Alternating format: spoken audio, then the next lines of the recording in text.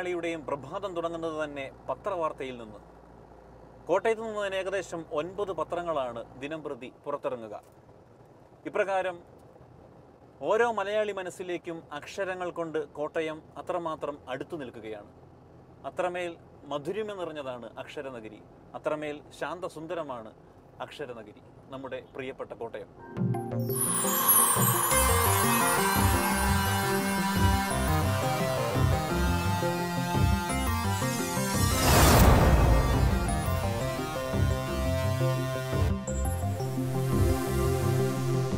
ഞാനിപ്പോൾ നിൽക്കുന്നത് കോട്ടയം ജില്ലയിൽ ഏറ്റുമാനൂരിനടുത്ത് ശ്രീകണ്ഠമംഗലം എന്ന സ്ഥലമാണ്.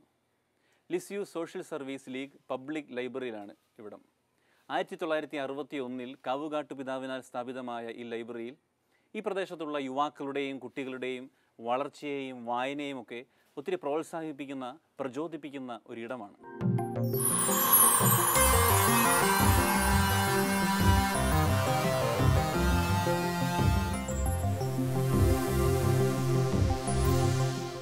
ഡിസംബറിലെ ഒരു പ്രഭാതത്തിൽ ഞങ്ങൾ വൃദ്ധസദനത്തിലേക്ക് യാത്ര തിരിച്ചു.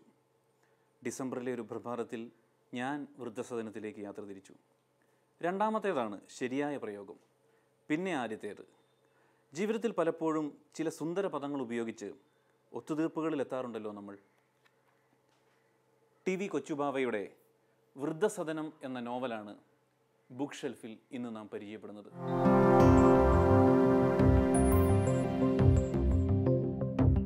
ടി.വി. കൊച്ചുബാവയുടെ വൃദ്ധസദനം അതിമനോഹരമായ ഒരു നോവലാണ്.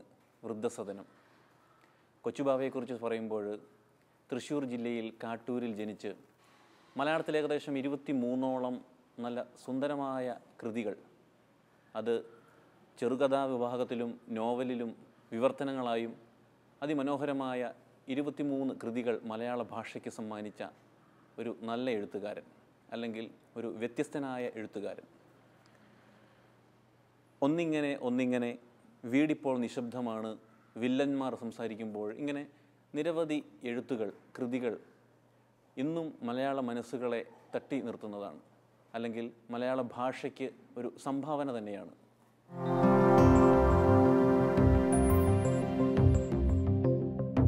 വൃദ്ധസദനം എന്ന ഈ നോവലിന് 1995 ചെറുകാട് അവാർഡും 1996 കേരള സാഹിത്യ അക്കാദമി അവാർഡ് ലഭിക്കുകയുണ്ടായി. കാരണം അത്രമാത്രം മനോഹരമായൊരു നോവലാണിത്. ഏതൊരു മലയാളിക്കും ചേർത്ത് വയ്ക്കാവുന്ന, അവൻ്റെ ബുക്ക് ഷെൽഫിലേക്ക് ചേർത്ത് വയ്ക്കാവുന്ന ഒരു നോവൽ. കാരണം അത് നമ്മുടെ ജീവിത ചുറ്റുപാടും നമ്മുടെ സാഹചര്യങ്ങളും ഓരോ മനുഷ്യ മനസ്സിൻ്റെ എല്ലാ മേഖലകളെയും സ്പർശിക്കുന്ന ഒരു നോവലാണ് വൃദ്ധസദനം എന്ന നോവൽ. ടി.വി. കൊച്ചുബാവ അത് വളരെ സൂക്ഷ്മതയോടെ, വളരെ മനോഹരമായി തൻ്റെ ഈ നോവലിൽ ചേർത്ത് വച്ചിട്ടുണ്ട് മനുഷ്യജീവിതത്തിൻ്റെ ഓരോ വ്യതിയാനങ്ങളെക്കുറിച്ച്, അല്ലെങ്കിൽ ആ ചുറ്റുപാടുകളെക്കുറിച്ച്. ടി.വി. കൊച്ചുബാവ ഈ നോവൽ ആരംഭിക്കുന്നത് തന്നെ അത്രമാത്രം മനോഹരമായ ഒരു വാചകം കൊണ്ടാണ്. ഈ ഒറ്റ വാചകത്തിൽ തന്നെ ഈ നോവലിൻ്റെ ഇതിവൃത്തം മുഴുവൻ, അല്ലെങ്കിൽ ഈ വ്യാഖ്യാന ശൈലി മുഴുവൻ നമുക്ക് വായിച്ചെടുക്കാവുന്ന വിധത്തിൽ അത്ര സുന്ദരമായി, അത്ര തെളിമയോടെ ഈ നോവലിൻ്റെ ആരംഭത്തിൽ അദ്ദേഹം എഴുത്തുകാരൻ ചേർത്ത് വച്ചിട്ടുണ്ട്. അത് നമ്മുടെ ജീവിതത്തെ അത്രമാത്രം സ്പർശിക്കുന്ന വിധത്തിൽ, അല്ലെങ്കിൽ നമ്മുടെ ജീവിത ചുറ്റുപാടുകളോട്, നമ്മുടെ സാമൂഹിക ചുറ്റുപാടുകളോടൊക്കെ അത്രമാത്രം ചേർത്ത് വയ്ക്കുന്ന ഒരു ഇതിവൃത്തമാക്കി അദ്ദേഹം ഈ നോവലിനെ രൂപപ്പെടുത്തിയിട്ടുണ്ട്. ടി.വി. കൊച്ചുബാവ ഈ നോവലിൻ്റെ തലക്കെട്ടിൽ സൂചിപ്പിക്കുന്നത് പോലെ തന്നെ അത്രമാത്രം ഗൗരവമുള്ള ഒരു വിഷയമാണ് ഈ സമൂഹത്തോട് വിളിച്ചു പറയുന്നത്. അത് 1995 ആ കാലഘട്ടം മുതൽ ഈ കാലഘട്ടത്തിലും ഇന്നും പ്രസക്തമായ ഒരു വിഷയമായി നമ്മുടെ മുമ്പിൽ ഒരു ചോദ്യചിഹ്നമായൊക്കെ നിൽക്കുന്നുണ്ട്. പലപ്പോഴും അത് പല പല ചോദ്യങ്ങളായി അദ്ദേഹം നമ്മുടെ മുമ്പിൽ ഈ നോവലിലൂടെ അവതരിപ്പിക്കുന്നുണ്ട്. അത്രമാത്രം സിമ്പിളായ ഭാഷയിലൂടെ, അല്ലെങ്കിൽ ഏതൊരു മലയാളിക്കും, ഏതൊരു വായനക്കാരനും അത്രമാത്രം ലളിതമായി വായിച്ചെടുക്കാവുന്ന വ്യാഖ്യാന ശൈലിയിലൂടെ കൊച്ചുബാവ നമുക്ക് മുമ്പിൽ വൃദ്ധസദനം എന്ന ഈ നോവൽ അതിമനോഹരമായി അവതരിപ്പിച്ചിരിക്കുകയാണ്. സിറിയക് ആൻ്റണി എന്ന കഥാനായകനിലൂടെ ഈ കഥ വികസിക്കുമ്പോൾ അവൻ്റെ ജീവിതത്തിൽ സംഭവിക്കുന്ന വ്യതിയാനങ്ങൾക്ക് കൂടെ നിൽക്കുന്ന സാറ എന്ന അവൻ്റെ ഭാര്യയും, 55കാരൻ്റെ രണ്ടാം ഭാര്യയായ സാറയുടെ ജീവിതത്തിൽ നിന്നും പിന്നീട് നാം കണ്ടുമുട്ടുന്ന നിർമ്മല, കത്രീന, പിന്നെ വൃദ്ധസദനത്തിൻ്റെ ഡയറക്ടറായ ഇർവാദീസ്, ഇങ്ങനെ നാം കണ്ടുമുട്ടുന്ന കഥാപാത്രങ്ങളെല്ലാം സൂക്ഷ്മതയോടെ നമുക്ക് മുമ്പിലേക്ക് വെച്ചു നീട്ടുന്ന ചില ചോദ്യങ്ങൾ, അല്ലെങ്കിൽ സമൂഹത്തിൻ്റെ മുൻപിലേക്ക് അവർ ഉന്നയിക്കുന്ന ചില ചോദ്യങ്ങളൊക്കെ ഇന്നും പ്രസക്തമായി തീരുകയാണ്. അല്ലെങ്കിൽ ഏതൊരു കാലഘട്ടത്തിനും ഏതൊരു സാഹചര്യത്തിനും ഏതൊരു ജീവിത അവസ്ഥയിലേക്കും ഈ ചോദ്യങ്ങളെല്ലാം വളരെ ഗൗരവമുള്ളതായി മാറുകയാണ്. ആ തരത്തിൽ നോക്കുമ്പോൾ കൊച്ചുബാവ ഈ വൃദ്ധസദനം എന്ന നോവലിലൂടെ അല്ലെങ്കിൽ മാറിവരുന്ന ഏതൊരു കാലഘട്ടത്തോടും മാറിവരുന്ന ഏതൊരു ജീവിത സാഹചര്യത്തോടും ഏതൊരു സാമൂഹിക ചുറ്റുപാടുകളോടും കൊച്ചുബാവ അവതരിപ്പിക്കുന്ന ഈ ഒരു വിഷയം അതിഗൗരവമുള്ളതാണ്.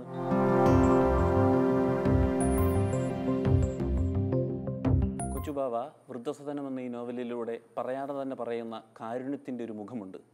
പലപ്പോഴും ഈ നോവലിൽ കാരുണ്യം എന്ന വാക്ക് നമുക്ക് മുമ്പിൽ വായിച്ചെടുക്കാൻ സാധിക്കുന്നില്ലെങ്കിൽ പോലും നിർമ്മൽ ഭവൻ എന്ന ആ വൃദ്ധസദനത്തിൽ നിന്നും നിർമ്മലമായ ചില ഹൃദയങ്ങളിലേക്ക്, ആത്മാക്കളിലേക്ക് നാം കടന്നു പോകുന്നുണ്ട് ഈ നോവലിലൂടെ.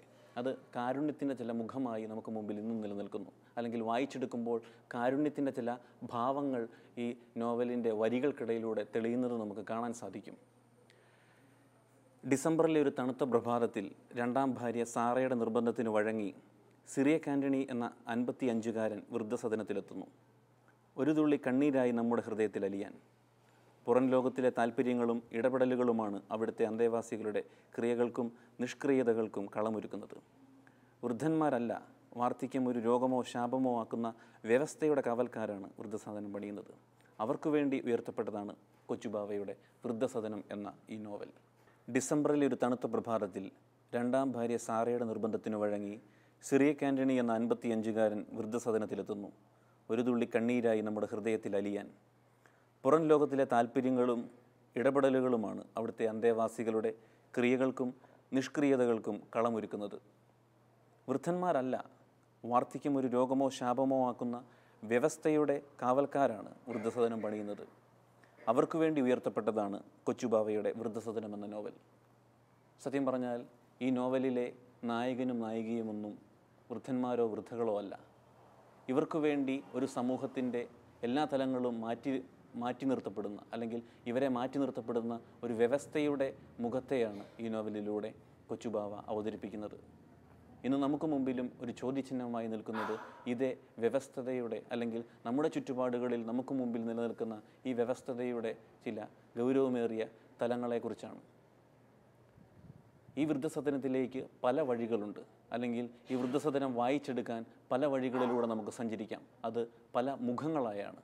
അത് സ്നേഹത്തിൻ്റെ ആയിരിക്കാം, കാരുണ്യത്തിൻ്റെ ആയിരിക്കാം, വാത്സല്യത്തിൻ്റെ ആയിരിക്കാം, ഒരു സാന്ത്വനം നിറഞ്ഞ സ്പർശനത്തിൻ്റെ ആയിരിക്കാം.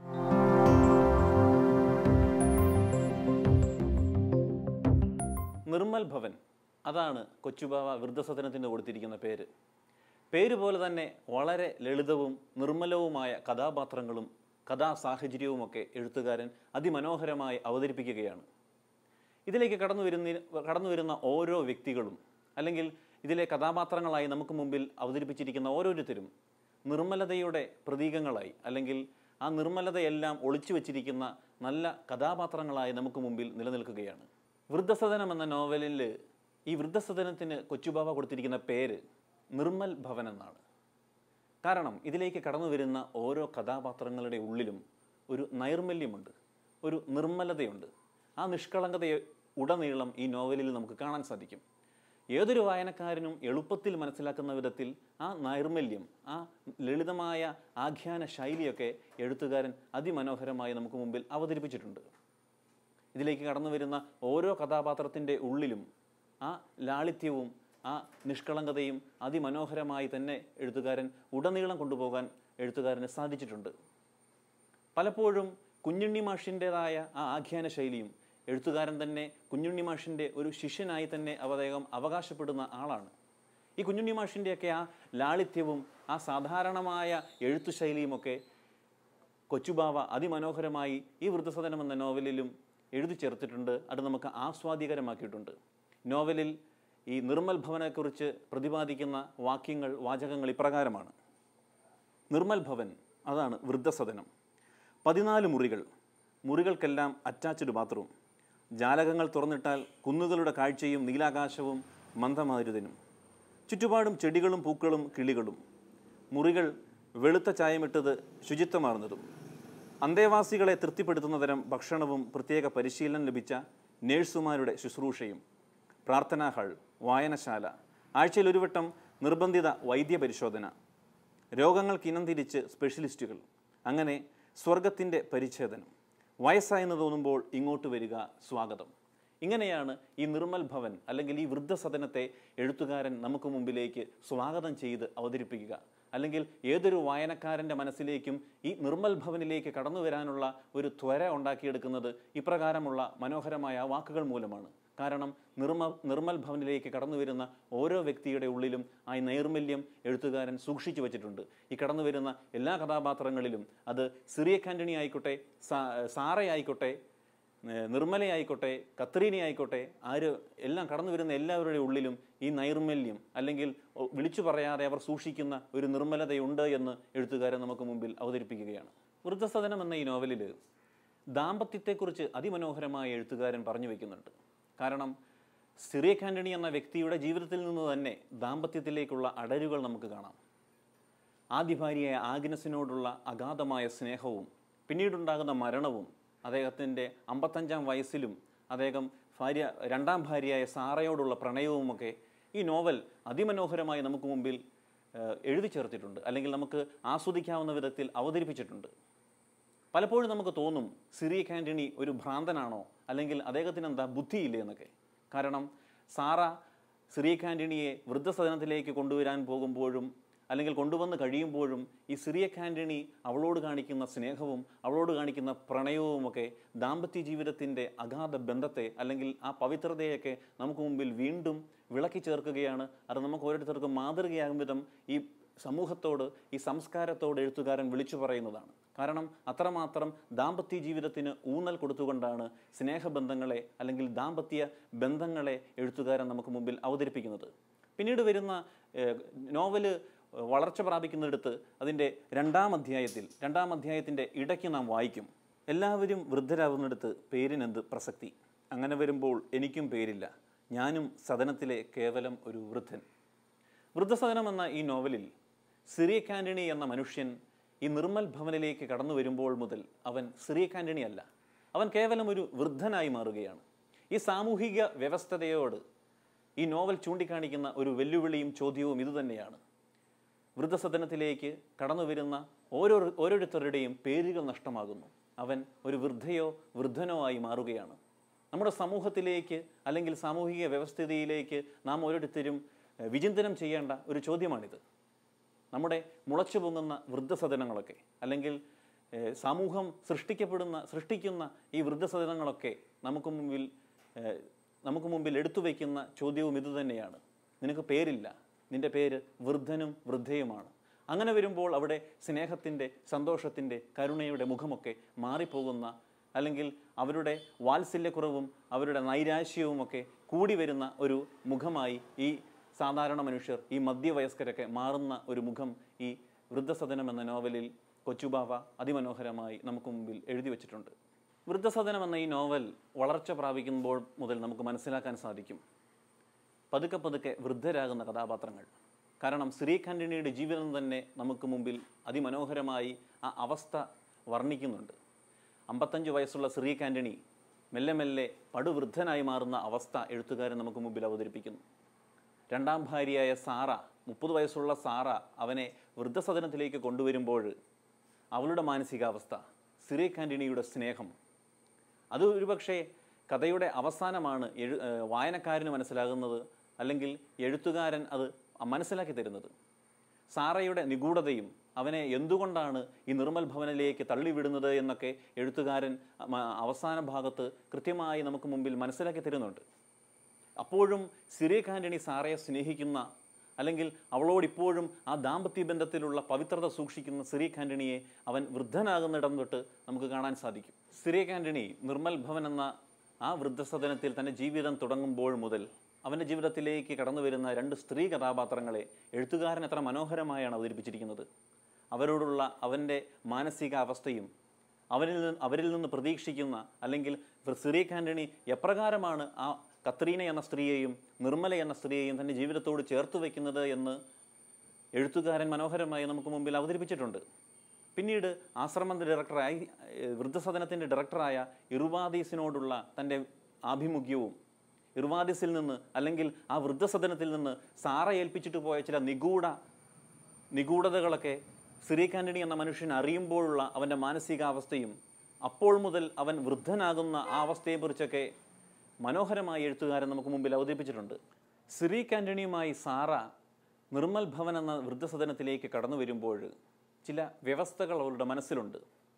അത് സിറിയക് ആൻ്റണി അറിയാതെ പോകുകയാണ്. പക്ഷേ വായനക്കാരായ നാം ഓരോരുത്തരും അതറിയുന്നു. പിന്നീട് സാറയുടെ മനസ്സിലൊരു ചതിയുണ്ട് എന്ന് വായനക്കാരായ നാം ഓരോരുത്തരും തിരിച്ചറിയുകയാണ്. കാരണം അവളുടെ വ്യവസ്ഥകൾ ഇപ്രകാരമാണ്. അത് സിറിയക് ആൻ്റണി വായിക്കാൻ ഇടവരുമ്പോഴുണ്ടാകുന്ന അവൻ്റെ ജീവിതത്തിലേക്ക് കടന്നു വരുന്ന നൈരാശ്യം, അതാണ് അവൻ്റെ വാർദ്ധക്യം. ആ വ്യവസ്ഥകൾ ഇപ്രകാരമാണ്: വിശിഷ്ടാതിഥിക്കുള്ള പരിചരണം കൊടുക്കുക, മരിക്കും വരെ തിരിച്ചു ചെല്ലരുത്, ഭാര്യയുമായി കാണാൻ ഇടവരരുത്, മരിക്കുമ്പോൾ മാത്രം അറിയിക്കുക, മരണം സ്വാഭാവികമായിരിക്കണം. ഇതാണ് വ്യവസ്ഥകൾ. ഇത് വായിക്കാൻ ഇടവരുമ്പോൾ മുതൽ സിറിയക് ആൻ്റണി എന്ന ആ സാധാരണ മനുഷ്യൻ, ആ സ്നേഹമുള്ള ഭർത്താവ്, ആ സ്നേഹമുള്ള രണ്ടാം ഭർത്താവ് അവിടെ മുതൽ വൃദ്ധനായി മാറുകയാണ്. അവിടെയാണ് ഈ വൃദ്ധസദനത്തിൽ അവനൊരു അംഗമായി മാറുക. അവിടെ മുതലാണ് ഈ വൃദ്ധസദനം അവൻ്റെ ജീവിതത്തിലേക്ക് ചേർന്ന് നിൽക്കുക. ജീവിതത്തിലെ മഹനീയമായ സത്യം എന്താണ് എന്ന് എഴുത്തുകാരൻ വിളിച്ചു പറയുകയാണ്. അത് മരണത്തെക്കുറിച്ചുള്ള ചിന്തയാണ് എന്നാണ് എഴുത്തുകാരൻ പറയുക. സ്വാമി വിവേകാനന്ദനൊക്കെ പറയുന്നത് പോലെ മരണത്തെക്കുറിച്ചുള്ള ചിന്ത പുതുജീവൻ നൽകുമെന്ന് എഴുത്തുകാരനും അടിവരയിടുകയാണ്. സിറിയക് ആൻ്റണിയുടെ ജീവിതത്തിലും ഈ മരണമെന്ന ചിന്ത വരുന്നത് അവൻ വൃദ്ധനാകുന്നിടത്താണ്. അവൻ ആ സത്യം തിരിച്ചറിയുമ്പോഴാണ്. അവൻ്റെ രണ്ടാം ഭാര്യയായ സാറ അവനെ ചതിച്ചു അല്ലെങ്കിൽ അവനെ തിരസ്കരിച്ചു എന്ന് അറിയുമ്പോഴാണ് ഇവൻ്റെ ജീവിതത്തിലും ഈ മരണത്തിൻ്റെ ചിന്ത കടന്നു വരുന്നത്. അത് മനോഹരമായാണ് എഴുത്തുകാരൻ നമുക്ക് മുമ്പിൽ അവതരിപ്പിക്കുന്നത്. മുമ്പൊക്കെ 90 വയസ്സാകുമ്പോഴായിരുന്നു മരണചിന്ത വന്നിരുന്നത്. ഇന്നിപ്പോൾ അത് 55 ചുരുങ്ങിയിരിക്കുന്നു. നാളെ ഇതിലും ചുരുങ്ങും. ചുരുങ്ങി ജനിക്കും മുമ്പേ നമ്മളങ്ങ് മരിച്ചു പോകും. അതാണ് നല്ലതും. ചുമ്മാ മരിക്കാൻ വേണ്ടി ഒരു ജനനവും നശിച്ച ജീവിതവും. ദൈവത്തിന് 1 രൂപ കാണിക്കയിട്ടിട്ട് 1000 രൂപ സമ്മാനം ആവശ്യപ്പെടുന്ന നാണം കെട്ട ഒരു വക ജീവിതം. അതുപോലെ തന്നെയാണ് നമ്മുടെ ഈ കഥാപാത്രത്തിൻ്റെ മുമ്പോട്ടുള്ള വാചകങ്ങളും അവൻ്റെ ഹൃദയമിടിപ്പും. സത്യത്തിൽ ഈ 55 നിന്നും ഈ സാമൂഹിക വ്യവസ്ഥയെല്ലാം ചുരുങ്ങിക്കൊണ്ടിരിക്കുകയാണ്. അതൊരു പക്ഷേ 20ലേക്കും 10ലേക്കും 5ലേക്കും ഒക്കെ ചുരുങ്ങും. വൃദ്ധസദനം എന്ന ഈ നോവലിൽ കൊച്ചുബാവ ചായം തേച്ച ഒരു സമൂഹത്തിൻ്റെ പ്രതിബിംബമായി സാറയെ അവതരിപ്പിക്കുന്നുണ്ട്. സിറിയക് ആൻ്റണി എന്ന മനുഷ്യൻ്റെ ജീവിതത്തിൽ അവൾ ഒളിപ്പിച്ചു വെച്ച ചിലതുണ്ട്. അത് അവന് സ്നേഹമായും വാത്സല്യമായൊക്കെ തോന്നിയെങ്കിലും അവൾ ചതിയുടെ ഒരു മുഖം അല്ലെങ്കിൽ നിസ്വാർത്ഥതയുടെ ഒരു മുഖം ഒളിപ്പിച്ചു വെച്ചു. ഇന്ന് നമ്മുടെ സമൂഹത്തിലും ഈ ചില ഒളിച്ചുവെക്കലുകളുണ്ട്. ഒളിച്ചു വയ്ക്കാതെ എല്ലാം വിളിച്ചു പറയേണ്ടതാണല്ലോ നമ്മുടെ ജീവിതം. പക്ഷേ ഒന്നും വിളിച്ചു പറയാൻ, സ്നേഹവും കരുണയുമൊക്കെ വിളിച്ചു പറയാൻ സാധിക്കാതെ പോകുമ്പോൾ നമ്മുടെ ജീവിതത്തിലും ഇപ്രകാരമുള്ള സാറായുടെ മുഖമായി നമ്മുടെ ജീവിതവും മാറുന്നുണ്ട്. മാറുന്ന ഈ കാലഘട്ടത്തിൽ വൃദ്ധസദനം എന്ന നോവലിലൂടെ എഴുത്തുകാരൻ വറ്റിപ്പോകുന്ന നന്മയെക്കുറിച്ചും സ്നേഹത്തെക്കുറിച്ചും കരുണയെക്കുറിച്ചൊക്കെ അതിമനോഹരമായി എഴുതി വച്ചിട്ടുണ്ട്. അത് ഏതൊരു വായനക്കാരനും, സാധാരണ വായനക്കാരനും ആർക്കും വായിച്ചെടുക്കാവുന്ന വിധത്തിൽ അത്ര മനോഹരമാണ്, അത്ര ലളിതമാണ്. നിർമ്മൽ ഭവൻ പോലെ നിർമ്മലമായ വരികളിലൂടെ നമ്മെ ഓരോരുത്തരെയും പ്രചോദിപ്പിക്കുന്ന കൊച്ചുബാവ എന്ന എഴുത്തുകാരൻ ഈ സാമൂഹിക വ്യവസ്ഥതയോട്, ഈ ചുറ്റുപാടുകളോട് ചോദിക്കുന്ന ചോദ്യങ്ങൾ ഇന്നും പ്രസക്തമായി തീരുകയാണ്. ഇന്നും നമ്മുടെ ഓരോരുത്തരുടെയും വെല്ലുവിളിയായി മാറുകയാണ്. അത് ഒളിച്ചു വയ്ക്കാതെ വിളിച്ചു പറയേണ്ട സ്നേഹത്തെക്കുറിച്ചും കരുണയെക്കുറിച്ചും നിർമ്മലതയെക്കുറിച്ചുമൊക്കെയാണ്.